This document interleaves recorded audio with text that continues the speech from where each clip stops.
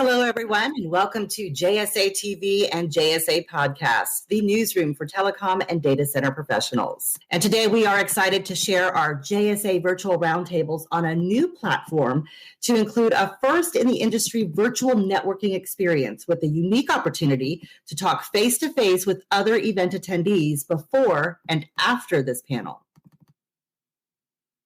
As a quick reminder for everyone who has joined us today, we look forward to your participation during this event. So please feel free to add any questions that you might have into the chat box or request the mic to come on camera and ask your questions directly to our panelists.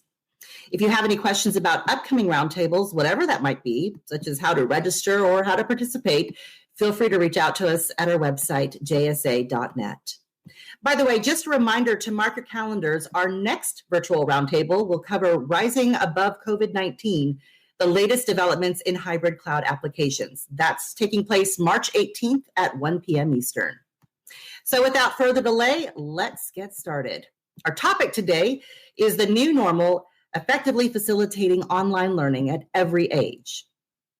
And as we continue to take appropriate precautions against the spread of COVID-19, we must consider a more permanent solution for online learning. Connectivity, both for schools and students, is as important as ever, as the ability to access the internet determines whether students can continue learning throughout the year. Our panel today will discuss the new and developing technologies that are being used to bring the classroom to the home and the connectivity issues that may need to be addressed to effectively facilitate remote learning. It is my pleasure to introduce to you our exceptional executive lineup who will weigh in on our topic. Joining us today, we have Andrew Ko, founder and CEO of Covexa, Dr. Kevin Ryan, professor of Stevens Institute of Technology, Melinda Ann O'Neill, senior technology executive at Comstar Technologies, and Chris Bunio, senior director, higher education at Microsoft. Welcome to all of you, and I would love the chance for you to introduce yourself and tell us about your company and your role there. Andrew, let's start with you.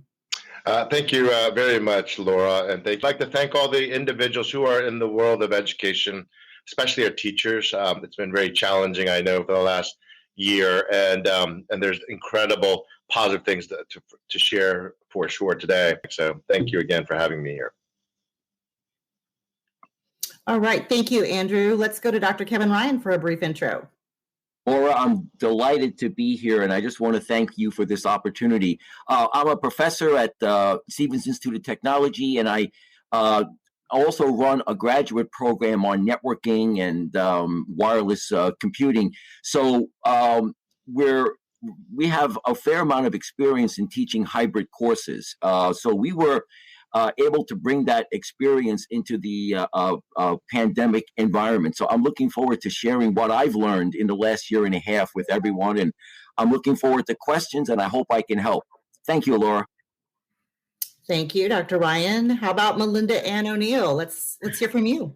Hi, everyone. Thank you so much for having me. I'm Melinda Ann O'Neill. I'm with Comstar Technologies. I'm an executive technology strategist. So I've worked in technology for just under a decade now, which I know is relatively new in the world of IT. But, when this roundtable came to me as an opportunity to talk, I jumped at it because not only do I work in technology, I have 7 kids, 4 of whom are doing hybrid or online courses only. And my husband is a provost of a university. So I also get to hear that side of things. So I'm just really, really excited to be here. Wonderful. And Chris. Hey, everybody. Thanks for having me here. Really great to be here. I want to echo Andrew's words when he opened that this has been a trying year for everyone, so we applaud the efforts of educators everywhere.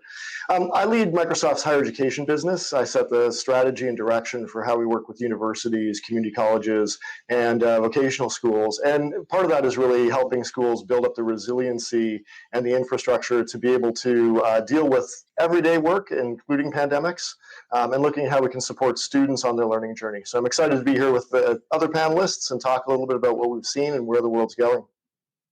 Great segue, Chris. Thank you. Let's get started with some of our round robin questions here. The first question is, we all know that the pandemic brought many challenges and still is. In terms of virtual and hybrid learning models, what technologies did you see emerge over the past year to help solve today's challenges? Let's start with you, Andrew. Yeah, thank you very much. I'd say, Laura, there's been so many different technologies that have emerged, but I think the basic one is clearly the use of video. Learning always had access to video just like the rest of the world, but never ever before it's truly become a real platform of collaboration. But some of the less obvious ones that I've seen also has been a lot on the systems in the back office, has been the migration to the cloud. I think a lot of education institutions who may not have made that switch needed to get there to really have their applications and all the stuff running just as strong as a Netflix or an Airbnb would. So they really needed to modernize in a very quick way. Dr. Ryan, how about you? What are some of the technologies that you've seen come to light over the past year? Well, absolutely, Andrew. That was a wonderful answer. Very nice to follow that. I would echo what Andrew said. It's the presence of video, and our school has decided to use the Zoom platform, which has worked out well. To add to that, what has also been done by our IT folks is that virtually every classroom has audio and cameras. So if we teach a hybrid class, Laura, if someone in the classroom asks a question, it is heard by everyone. And likewise, if someone speaks in the online format, we all hear it. So there's really this nice exchange. So I would answer Zoom and the equipping of the classrooms with audio equipment and cameras. And Laura, if I could add just one other brief thing. As a professor, what I found out is technology is absolutely key. But we also have to remember that it's not all technology. The students are feeling distance from us. So I'm especially aware to bring like an extra dose of enthusiasm to the classroom. And I wrote down a few things here. I have extended office hours with Zoom. I give exam review sessions with Zoom. And as many emails as we all get, I try to answer them very quickly. So I think technology is great, but the students want to know that, hey, you're still out there, that I can still reach you. Thanks, Laura. Absolutely. That human connection, yes, so important. So thank you, Dr. Ryan, for that.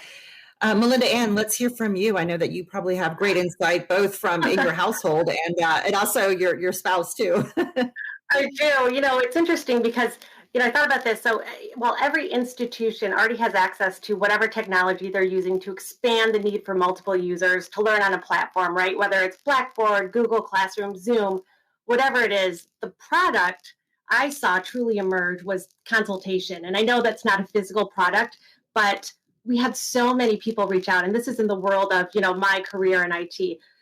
We use Google Drive, we use Office 365, we use Zoom on occasion. This is our collaboration tool, or, Hangouts for messaging. But what I need is, will this model be able to sustain 500 plus students? How do I get internet access across the board? Can you walk us through the bandwidth problems that we have currently, and how do we expand that? So really for us, the world of consultation was the product that just sparked a managed service there. So we're finding that customers needed immediate solutions. They needed references to what are other successful schools doing, because most of the clients we have are talking to each other in this circle here in the Metro Detroit area. We're talking to clients across the United States, and in other countries, and we're helping them with solutions. So being able to offer those references on what others were doing was instrumental in creating relief packages and seamless rollouts for collaboration. So I think echoing what the previous two said about collaboration, that's obviously the emerging technology, but consultation was the tool we used. And I'll just back that with saying, can we just give Zoom an award for being an adjective now? The Oscar goes to Zoom for no longer being a product, but really being an adjective. And I've heard even IT leaders state that they have a Zoom meeting, knowing it's a WebEx meeting, or it's a Skype meeting or what have you, but it's now dubbed as Zoom. So kudos to you for being the popular kid on the block, Zoom.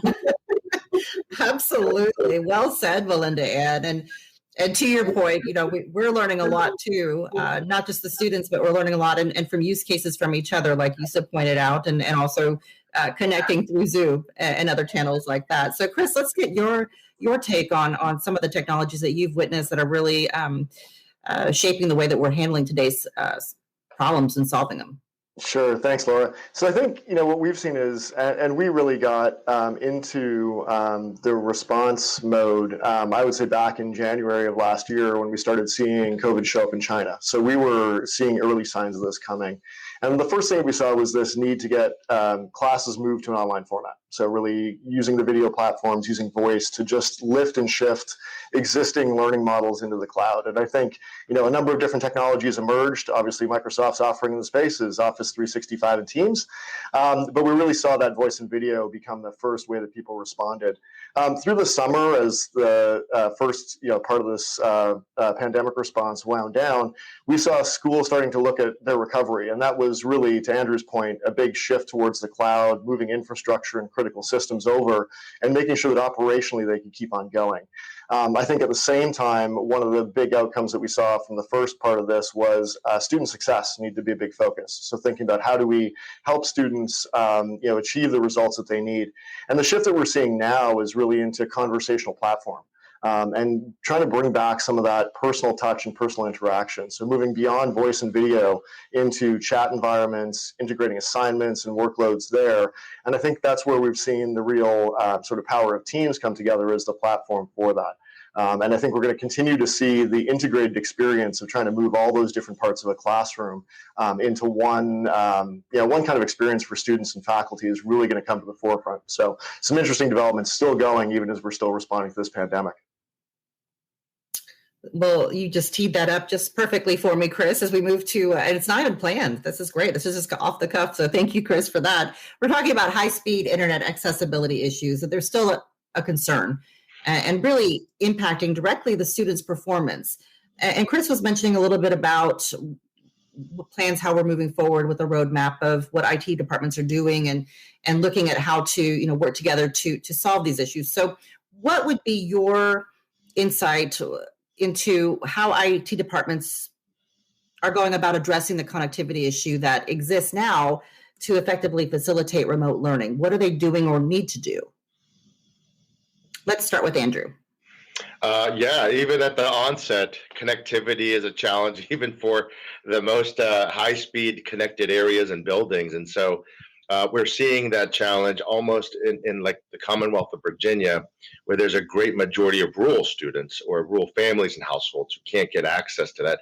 There hasn't been a silver bullet answer. I think that's the real genuine answer. But where I've seen, whether it's a large district or rural one or an urban, is a couple things. Number one, they've been addressing a lot of them by purchasing the little pucks and issuing those alongside with the devices. We've also witnessed individuals or organizations negotiate better deals and rates with a lot of the internet service providers. And then you got some really innovative individuals, and I think Chris probably could speak to about other types of technologies that are starting to come out to pilot, whether it's using different frequency on bands or even satellite, low orbiting satellite type of access and those. But they're quite expensive. In order to scale, I think the challenge is balancing the affordability and the sustainability of a lot of the connectivity and making sure that there is sufficient connectivity. I think just having connectivity is not the right answer. You have to have sufficient, and especially with these high feeds of video, just like even my experience when I opened up, it's not always enough. I would also just say that what I've advised to one of the governors not too long ago is look not only at purchasing new things, but leveraging already the fiber that's out there. Department of Transportation, there's wires along those roads. Why are they not leveraging, finding ways to access those that are already there? So I'd say not a perfect answer, but I think there's been, we'll call it a maturity of understanding the solutions while the technology and the new advancements start to arise. Good point. Okay, well, Dr. Ryan, from your perspective and leading classrooms, what do IT teams need to do, or what are they doing that you're seeing that's working, or what can they do to improve to facilitate remote learning? Thank you, Laura. Just to kind of follow on what was just mentioned, I kind of view it as IT support for two audiences, and Chris had mentioned this. Is first of all the IT support for the professors and the teachers. So our university has responded by, they called it a mobile technology kit. So they gave every professor a portable camera in case they're teaching at home. They gave us a high quality wireless microphone. So there was support there. And we were fortunate that our campus has fairly good high-speed Wi-Fi throughout. So as a professor, I felt the IT department did a good job in supporting our needs, whether we were teaching at home or on campus. For the students, we've been fairly fortunate that our college students seem to have very good internet access. So we kind of lucked out there. The other thing that is stressed is that we as professors, like we're getting hit in the Northeast today with a storm. There's going to be power outages. There's going to be people not getting access to the internet. So we're very aware that not all of our students are going to have internet access when they need. So every lecture we have is recorded. And, Chris and Andrew and others, this brings up issues that after the pandemic is over, students love recorded lectures. So, I mean, I think there's a fundamental change going on here. And, are we going to keep this mode of hybrid classrooms even after the pandemic is over? So, Laura, I hope my answer helped. Absolutely. Well said, Dr. Ryan. Thank you so much for your perspective.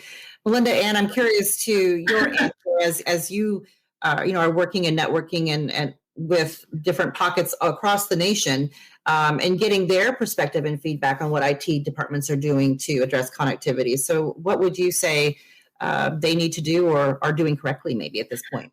Yeah, it's been interesting because connectivity issues have always existed, right? Nobody's connectivity has ever been perfect. So, we come from a world where many students already had internet access at home, and Dr. Ryan alluded to that, especially in the higher ed market. Most students are already set up to work from home, which is a privilege. What we were pushed into is a world where families are beginning to realize that internet is a necessity and broadband is a privilege with a price tag, and that's not affordable, especially for, the area that I live in is low income. The below poverty rate of school-aged kids in this city is 40.1%. That's below poverty rate. So if you think about that, IT leaders were tasked with addressing connectivity issues, ensuring that, students, they were great with sending out surveys. Do you have a laptop or physical equipment, number one, to work from home on? And number two, do you have internet access? So some of the things that the districts here did were very creative.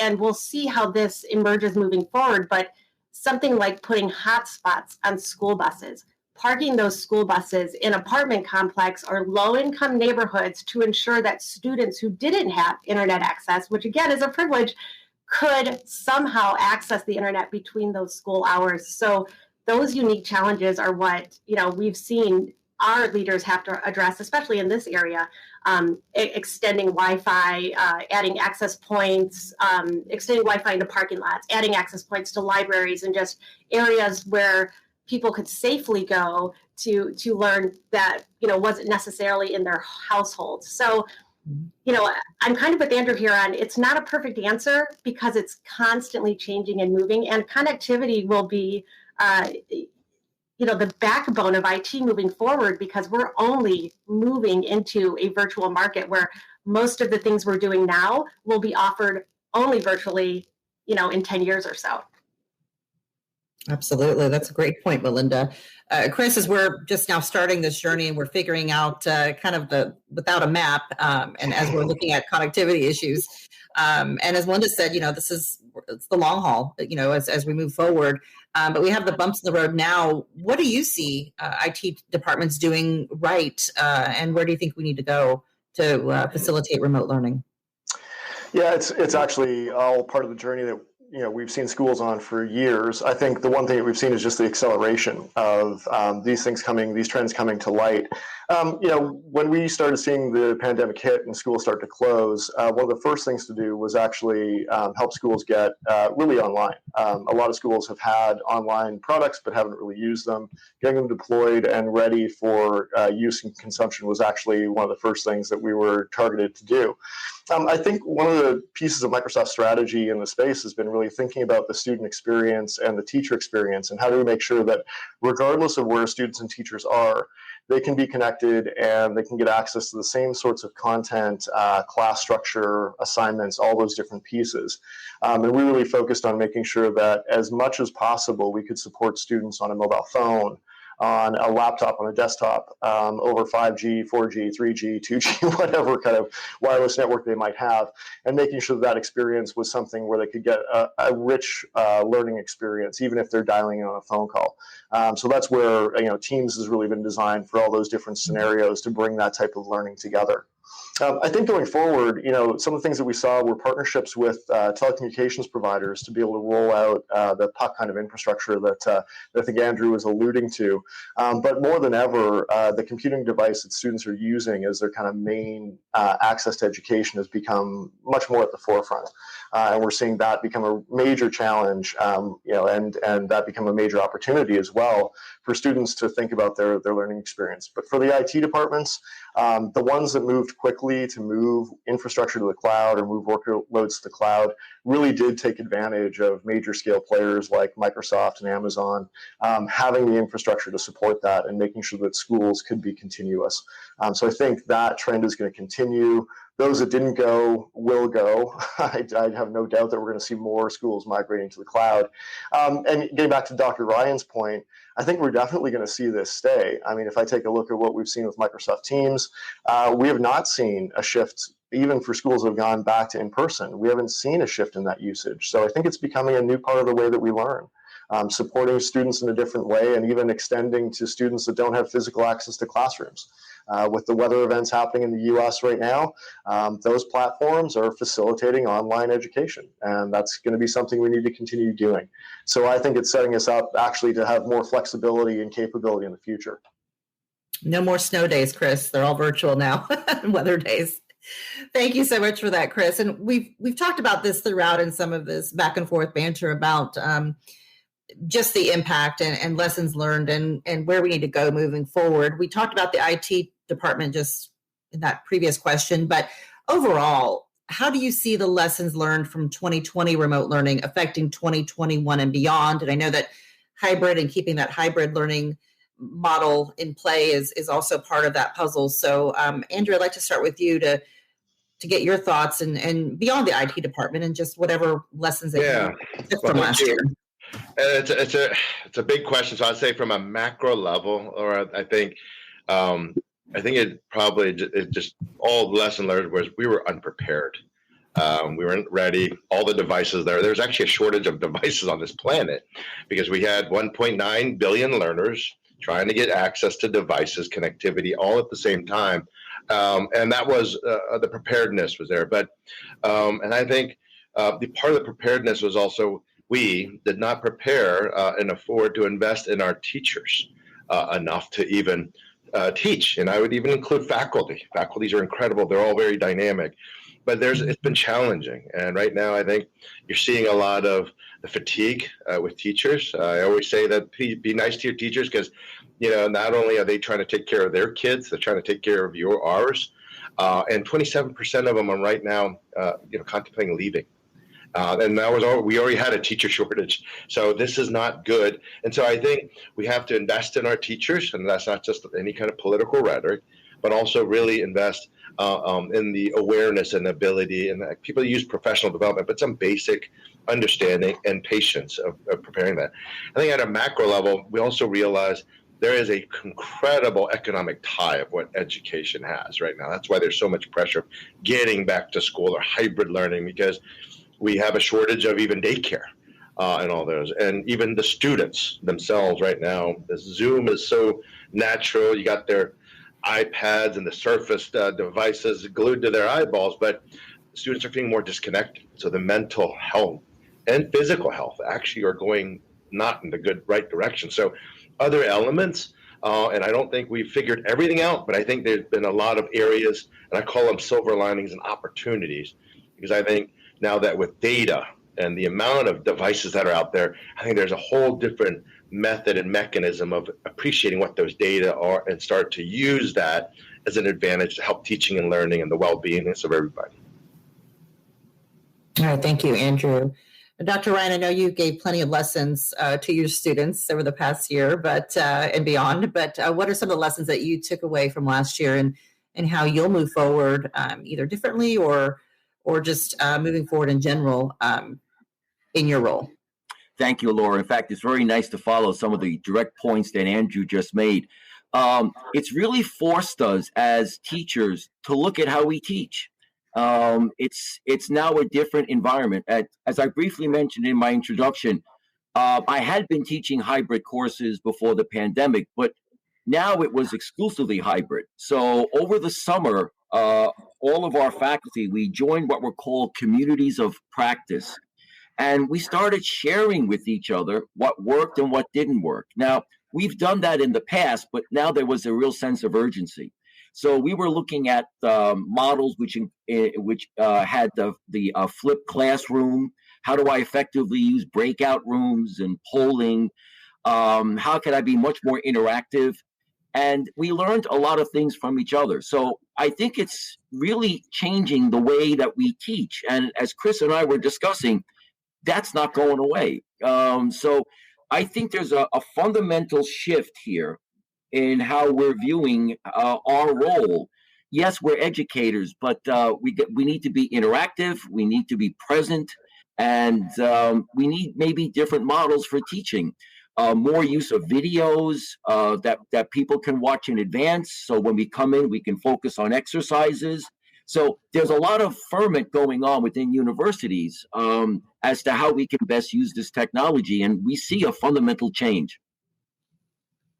Absolutely. Dr. Ryan, great points too, as well as Andrew. And Melinda Ann, I want to get your take on that. As the teaching model, it sounds like it's going to have to shift or adjust or pivot to where we need it to be. I know that we just kind of jumped with both feet in the fire, and now maybe some time to move forward and navigate. But what are some of the lessons that you've seen maybe similar to Andrew or Dr. Ryan? It's funny because the most valuable lessons aren't taught, they're experienced. I think technology historically has moved fairly slowly. So it just kind of gave us a jump start into, I think, something we were moving into anyways. So, school-based learning, home-based learning for students was one thing, and we're getting through that. But you alluded to, maybe not just in the classroom. So what about the healthcare appointments that you could suddenly do online with your doctor instead of going in? You could just talk to them virtually, and they send in a prescription for maybe an appointment that you didn't really need to go to. So there are so many lessons that we learned in 2020 that moving forward into 2021, I think will benefit us greatly in the world of technology.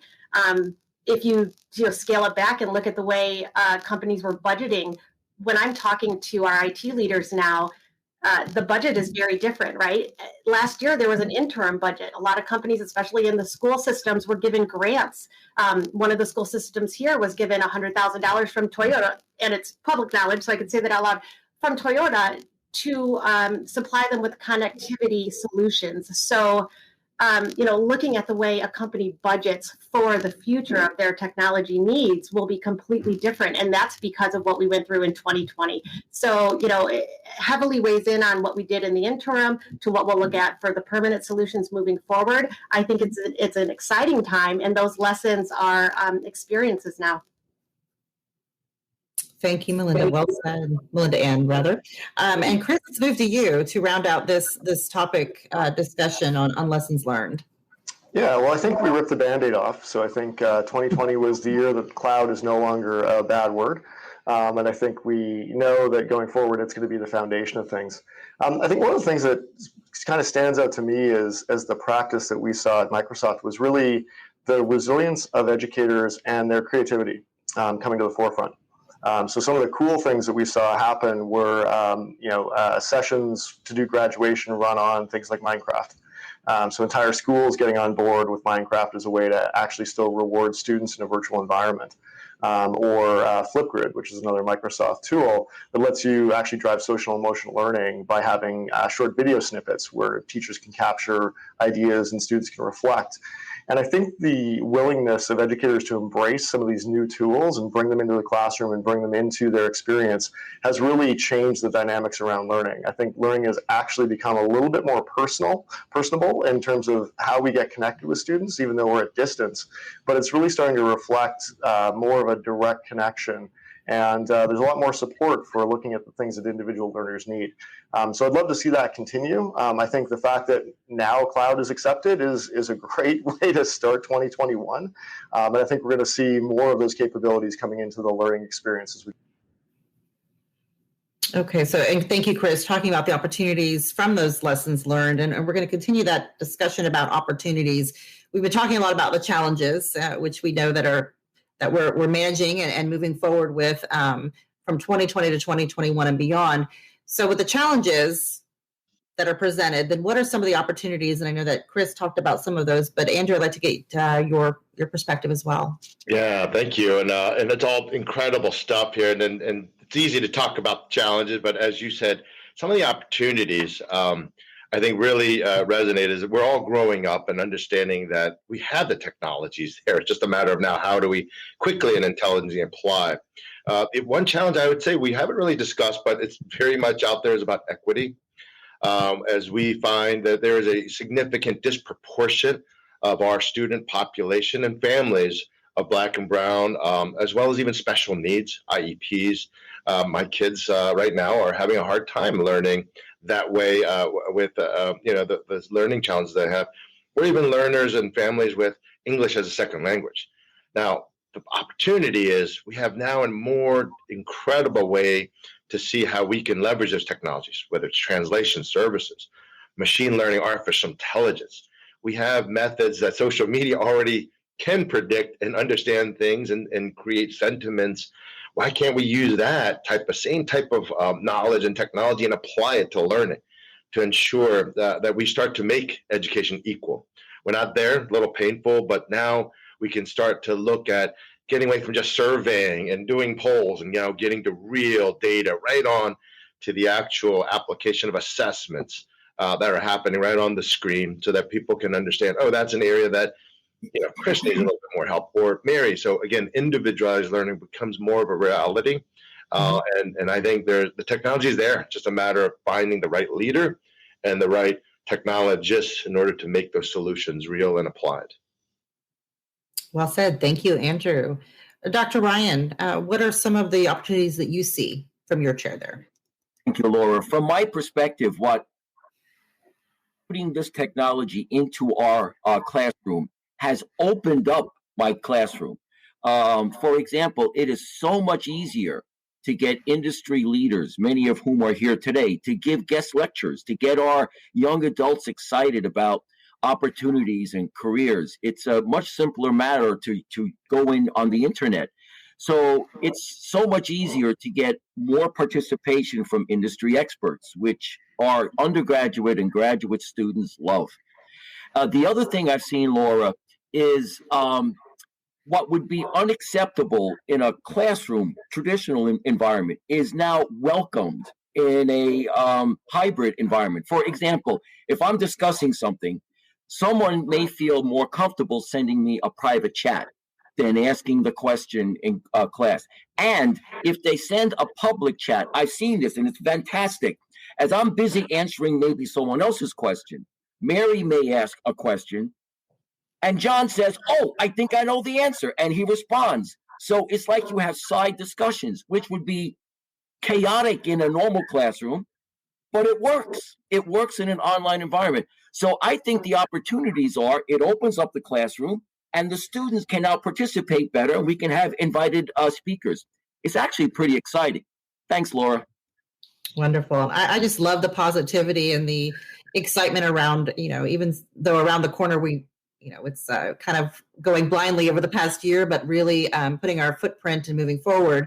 But it's really exciting to see the enthusiasm behind all this, even though with challenges present, what are the opportunities that we have in front of us? So Melinda Ann, what are some of the opportunities that you see that we can take advantage of?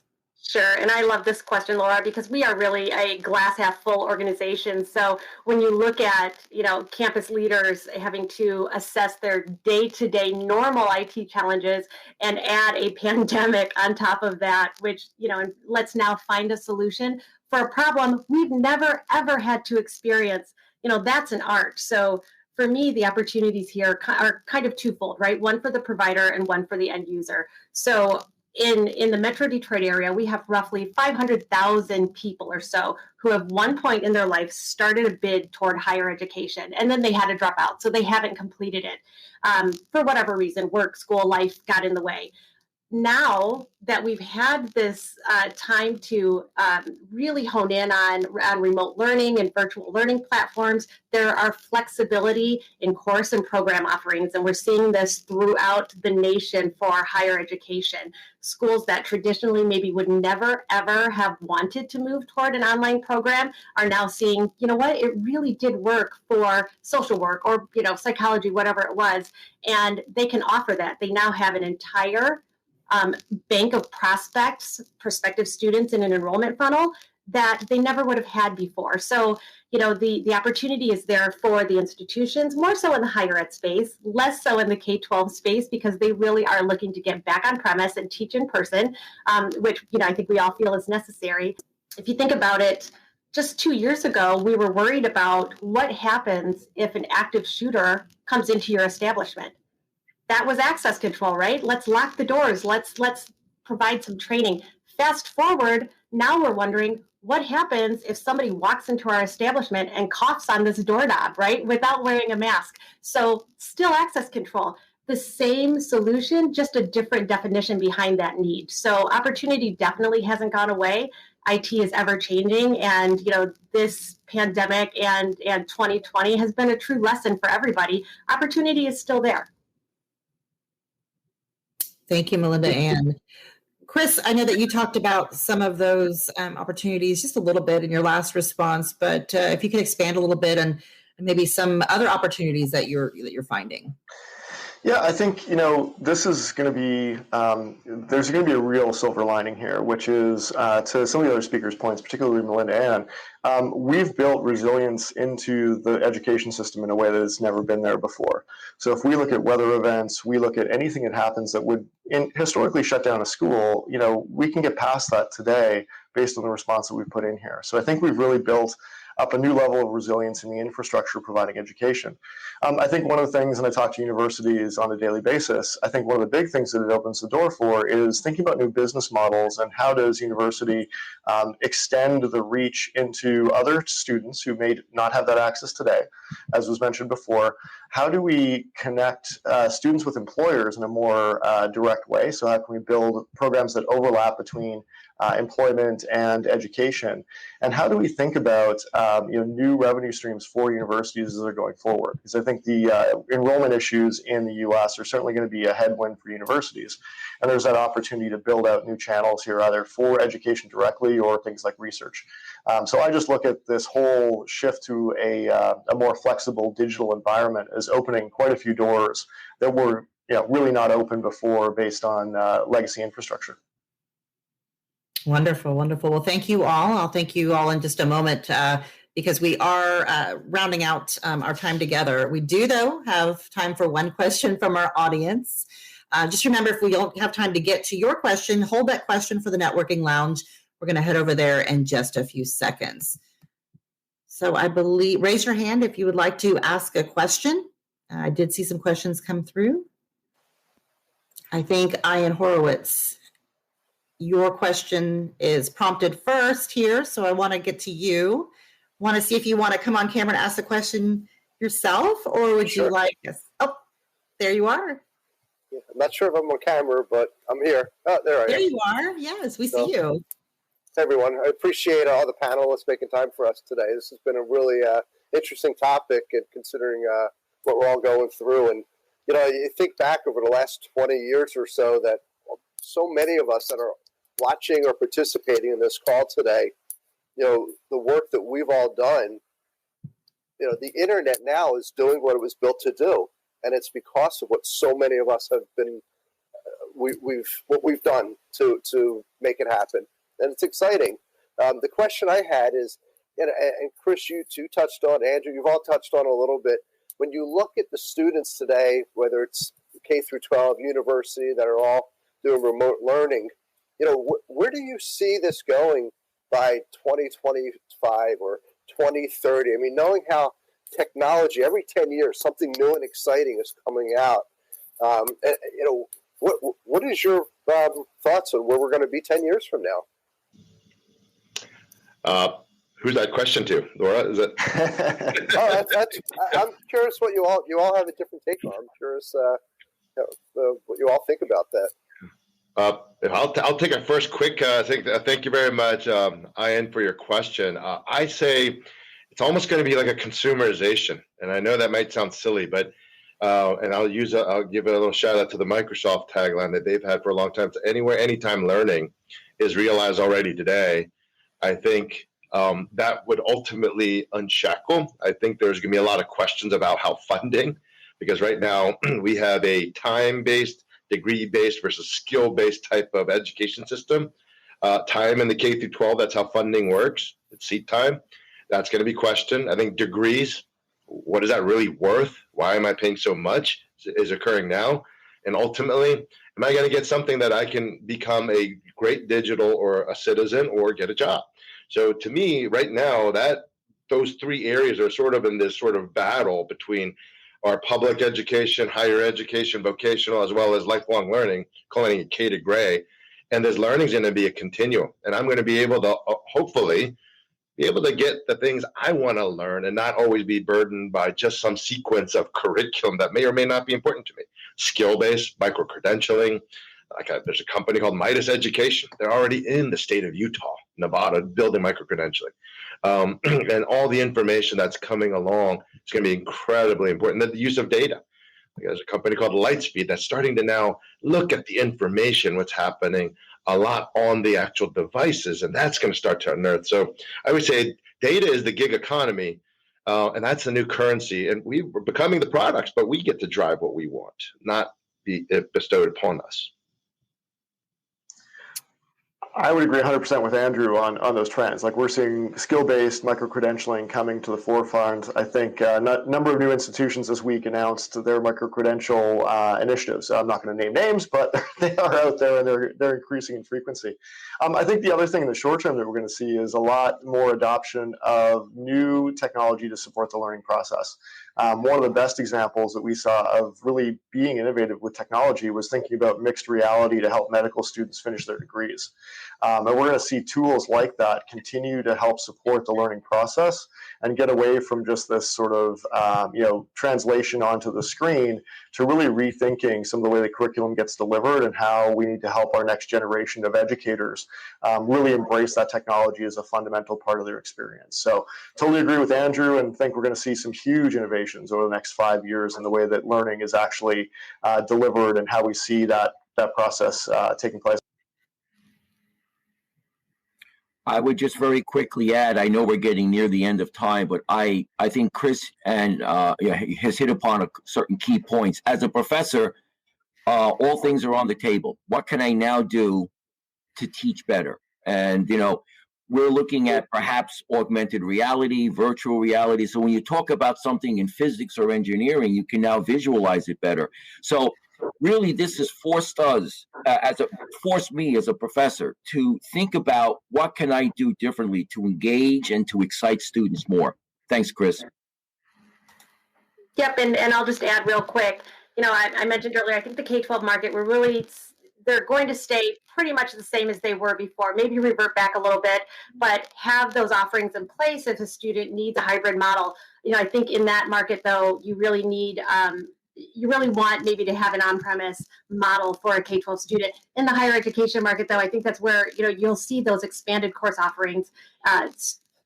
Universities and colleges will have the ability to offer way more than they have in the past, and they'll have a different, broader audience. And I think that is really key here to opportunities for anything that we've done in the last year as far as remote learning goes.